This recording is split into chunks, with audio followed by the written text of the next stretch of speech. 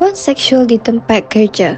Gangguan seksual adalah perlakuan yang tidak bermoral yang dilakukan oleh seseorang individu terhadap orang lain. Gangguan seksual boleh dikatakan sebagai perlakuan yang kurang disenangi melalui kata-kata lucah, isyarat, sentuhan yang berunsurkan seks, raba yang sering kali dilakukan berulang-ulang antara lelaki dan perempuan. Malhal, ada juga sesetengah kes yang melibatkan antara kaum perempuan terhadap kaum lelaki. Kesannya pula, ia mengalami trauma dan berasa fobia ke tempat kerja.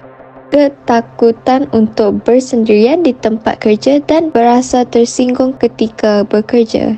79.5% pekerja mempunyai hak melaporkan kepada pihak atasan jika berasa diganggu secara seksual di tempat kerja. Bilik kasih di tempat kerja didorong oleh sikap pekerja itu sendiri atau lebih dikenali sebagai kaki bodek atau kaki ampuh. Bilik kasih ini bertujuan untuk memenangi hati majikan dengan niat mendapatkan sesuatu serta-merta dan tidak bermoral. Bilik kasih ini diibaratkan sebagai parasit dalam organisasi.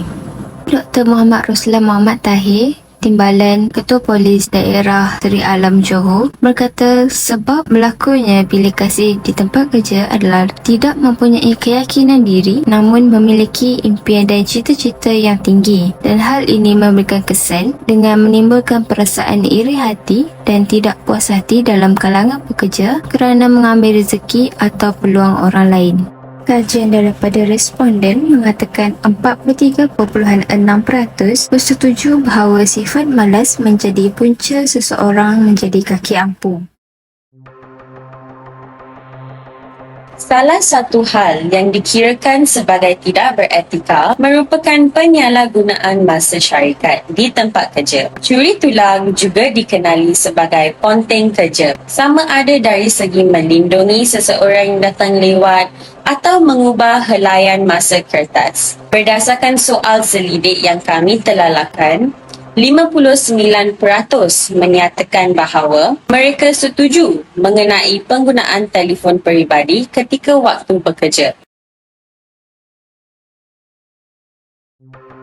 Perkara yang tidak beretika yang lain di tempat kerja adalah pembulian di tempat kerja. Maksud pembulian di tempat kerja ialah tindakan yang tidak berpatutan dan tidak sesuai dilakukan berkali-kali terhadap seorang pekerja atau sekumpulan pekerja yang boleh mendatangkan risiko kepada kesihatan dan keselamatan. Jenis pembulian yang sering berlaku dari tempat kerja dari segi mental dan fizikal. Perlakuan buli yang sering terjadi di tempat kerja adalah berdasarkan jantina dan kaum. 74.4% responden bersetuju pembulian dari segi mental memberi kesan yang paling buruk terhadap mangsa. Apa iaitu diskriminasi terhadap kaum di tempat kerja?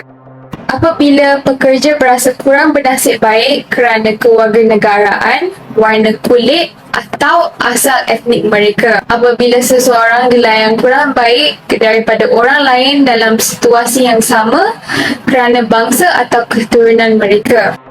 Mengapa ia berlaku? Ia berlaku kerana prasangka terang-terangan atau perasaan negatif yang dipegang oleh seseorang.